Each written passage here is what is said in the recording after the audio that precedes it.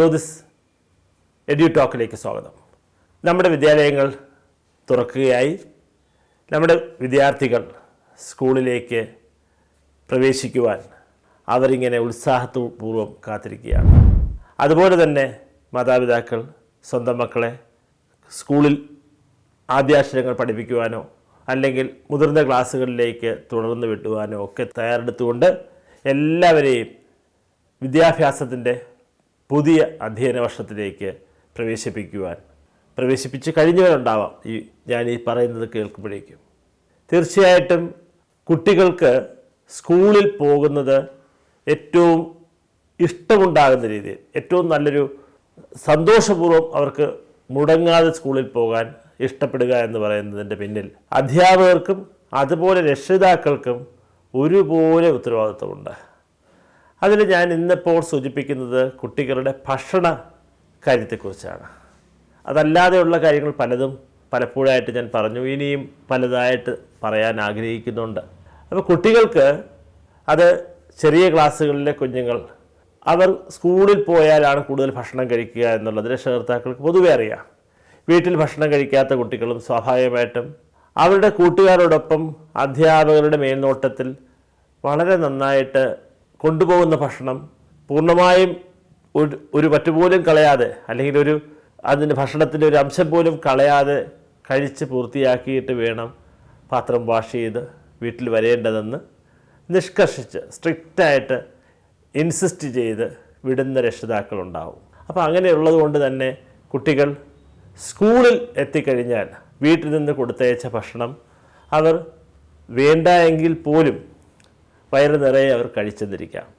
അങ്ങനെ കഴിക്കുമെന്നുള്ളത് കൊണ്ട് പലപ്പോഴും പല രക്ഷിതാക്കളും KG തലത്തിലും പ്രൈമറി തലത്തിലുമുള്ള കൊച്ചുമക്കൾക്ക് പോലും അവർക്ക് കഴിക്കാവുന്നതിനും അപ്പുറം, ഒരുപക്ഷെ വീട്ടിലെ 4 പേരുള്ള കുടുംബാംഗങ്ങൾക്ക് 4 പേർക്കൂടെ കഴിക്കാവുന്ന അത്രത്തോളം ഭക്ഷണം പാത്രത്തിൽ നിറച്ച്, കറികൾ വേറെ ചെറിയ ടിഫിൻ വെസൽസിൽ നിറച്ച്, ലഞ്ച് ബാഗിൽ ഈ പറയുന്ന ലഞ്ച് ബോക്സസും പിന്നെ അതിന് പുറമെ വെള്ളവും ഒക്കെ ആയിട്ട് അവ തന്നെ എടുത്തു കഴിഞ്ഞാൽ നല്ല കിലോ കണക്കിന് ഭാരമുണ്ടാവും, ബുക്കിന് വേറെ ഭാരം. ഇങ്ങനെ കൊടുത്തു വിടുന്ന സമീപനമാണ് രക്ഷിതാക്കൾ മാറ്റേണ്ടത്. അത് മാറ്റണം എന്നുള്ളതാണ് രക്ഷകർത്താക്കളോട് സൂചിപ്പിക്കാനുള്ളത്. കുട്ടികൾക്ക് അവരുടെ ഇഷ്ടത്തിന് അവർക്ക് കഴിക്കാവുന്ന, അവർ കഴിക്കുന്ന ക്വാണ്ടിറ്റി എത്രത്തോളം അവർ ഫുഡ് കഴിക്കും. ചോറാണെങ്കിൽ എത്രത്തോളമാണ്, അതല്ല മറ്റ് വീട്ടിലുണ്ടാക്കുന്ന പലഹാരങ്ങളാണെങ്കിൽ അവ എത്രത്തോളം ആണ് അവർ കഴിക്കുക, എത്ര എണ്ണമാണ് കഴിക്കുക, അതിൻ്റെ ക്വാണ്ടിറ്റി ഒക്കെ കൃത്യമായിട്ടും അമ്മയ്ക്കറിയാം. പാത്രത്തിൽ ഇവയെല്ലാം നിറച്ച് കൊടുത്തു വിടുന്ന വീട്ടിലെ അമ്മയ്ക്ക് അല്ലെങ്കിൽ മറ്റ് മുതിർന്നവർക്ക് നല്ലവണ്ണം അറിയാവുന്നതാണ്. കാരണം അവർ മറ്റ് ദിവസങ്ങളിൽ വീട്ടിൽ ഉണ്ടായിരുന്ന കാലത്ത്, അല്ലെങ്കിൽ ശനി ഞായർ സ്കൂൾ അവധി ദിവസങ്ങളിൽ വീട്ടിലുണ്ടാകുമ്പോൾ അവർ കഴിക്കുന്ന ക്വാണ്ടിറ്റി അറിയാം. ആ ക്വാണ്ടിറ്റിക്ക് അപ്പുറമായി സ്കൂളിൽ പോയി അവർ കഴിച്ച് വയറ് നിറച്ച് കഴിച്ചോട്ടെ എന്നുള്ള ഒരു സമീപനം രക്ഷകർത്താക്കൾ മാറ്റേണ്ടതാണ്. അത് കുട്ടികളെ വല്ലാതെ ആഹാരത്തിനോട് മാത്രമല്ല സ്കൂളിൽ പോകുന്നത് പോലും വെറുപ്പുണ്ടാക്കാൻ സാധ്യതയുണ്ട്.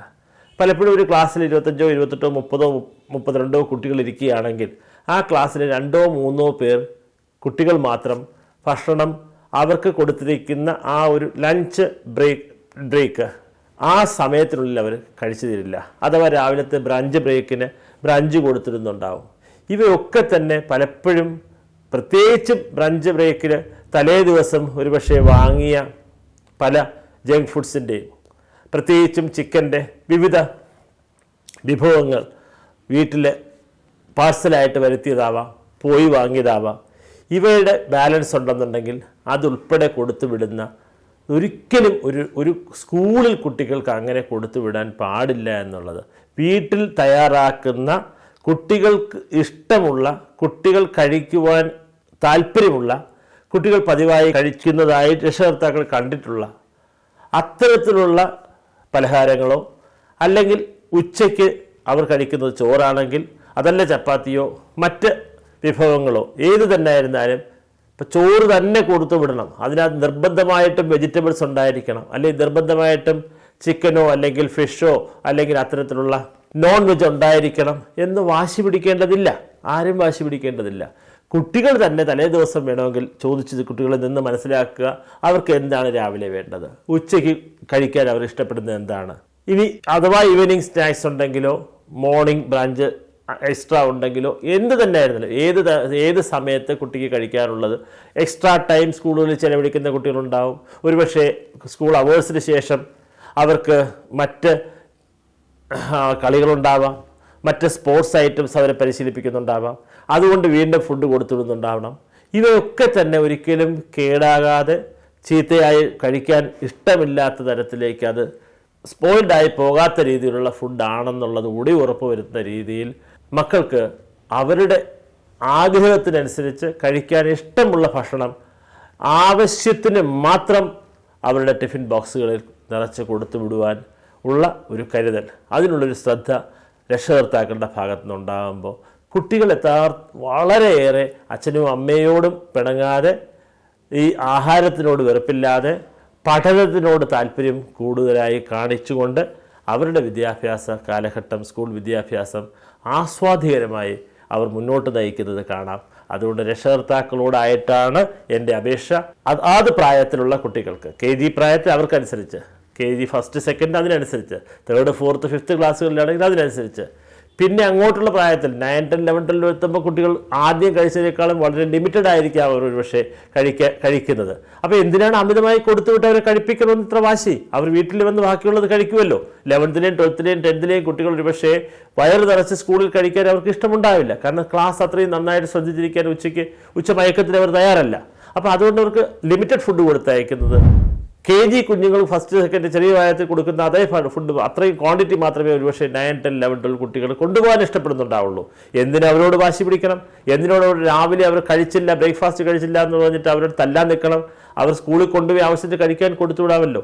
ഇത്തരത്തിൽ കുട്ടികളുടെ ആഹാര കാര്യത്തിൽ അവർ കഴിക്കുന്നതും കുടിക്കുന്നതും പാനീയവും ഒക്കെ രക്ഷകർത്താക്കൾ കുറച്ചുകൂടി കുട്ടികളുടെ ഇഷ്ടത്തിനനുസരിച്ച് വഴങ്ങുവാൻ, അവർക്കതിനനുസരിച്ച് ഭക്ഷണം കൊടുക്കുവാൻ ഉള്ള ഒരു മനോഭാവം, ഒരു തയ്യാറെടുപ്പ്, ഒരു സമീപനം രക്ഷകർത്താക്കളിൽ നിന്ന് ഉണ്ടാകുവാനായിട്ട് പ്രാർത്ഥിക്കുന്നു. നന്ദി.